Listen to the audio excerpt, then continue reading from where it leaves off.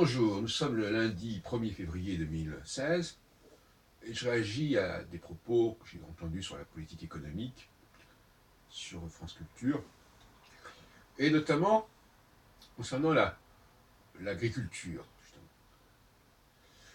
Et dans beaucoup de domaines, on distingue le bas de gamme et le haut de gamme. Ce sont des notions extrêmement importantes, mais curieusement,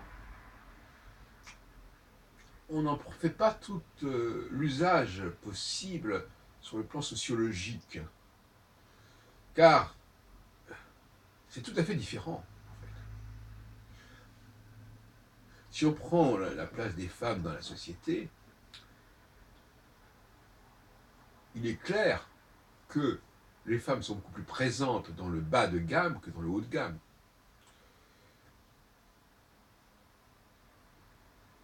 Si on prend... Alors, bien entendu, dans certains domaines, il faudrait déterminer ce que c'est que le bas de gamme et ce que c'est que le haut de gamme. Prenons le cas de la musique. Le fait de jouer une symphonie de Beethoven, est-ce que c'est du bas de gamme ou du haut de gamme par rapport à un compositeur qui improviserait devant le public une œuvre qui est en train de se faire. Si on regarde par exemple le marché de la viande, il est clair que le saucisson est du bas de gamme par opposition à l'entrecôte, qui vient qui est une entrecôte fraîche. Il est clair que les figues fraîches sont du haut de gamme par rapport à des figues sèches, etc. Donc je crois que dans bien des domaines, tout le monde sait à quoi s'en tenir. On sait très bien que certains produits sont plus faciles à conserver, à reproduire. Par exemple, le cinéma, c'est du bas de gamme par rapport au théâtre. Parce que on peut, en tant que valeur ajoutée, on peut repasser indéfiniment toute la journée le même film et que ça ne mobilise pas des comédiens pour autant. Et donc, par conséquent, que le prix de revient est forcément très, très bas, etc. Dans certains cas, cette conscience du bas de gamme, haut de gamme, ce clivage, est évidente. Par exemple, la France, souvent, se situe dans cette problématique-là. Il y a des vins de bas de gamme, il y a des vins de haut de gamme. Il y a des produits de bas de gamme, il y a des produits de haut de gamme. Et dans le domaine technologique, c'est pareil. Hein. On parlait il y a des produits, même au niveau des appareils photographiques, des caméras, il y a des hauts de gamme et des bas de gamme.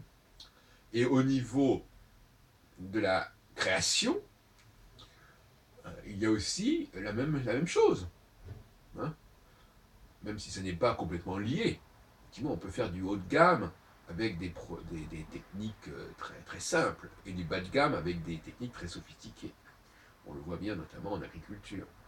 Et notamment, je sais pas, la production du lait, ce qu'on en parlait ce matin.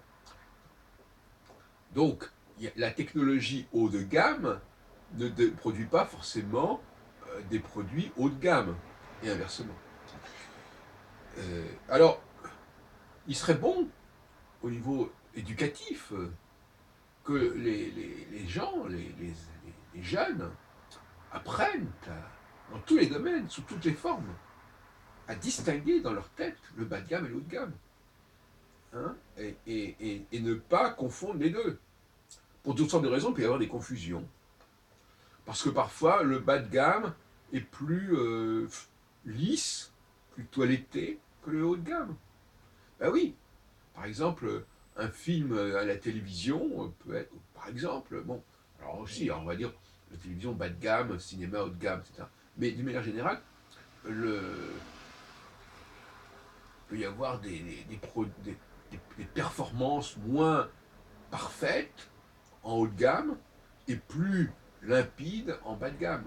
C'est-à-dire que bon, c'est tout quand quelque chose est complètement lisse, voilà, on lit un truc qui est complètement déjà établi, où tout le monde doit faire certaines choses. Bon, c'est évidemment lisse, c'est donc évidemment quelque part une certaine perfection formelle, mais c'est quand même du bas de gamme.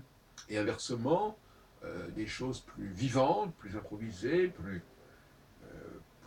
plus inégal peut-être, plus imprévisible aussi, quelque part, euh, plus en direct, par exemple, sont du haut de gamme. De manière générale, le haut de gamme, c'est aussi ça. Bon, donc c'est un débat que je ne prétends pas clore ici et maintenant, puisque de toute façon, il se pose dans les situations les plus diverses. Mais c'est la nouvelle éthique, en fait. C'est une nouvelle éthique qui concerne tous les domaines.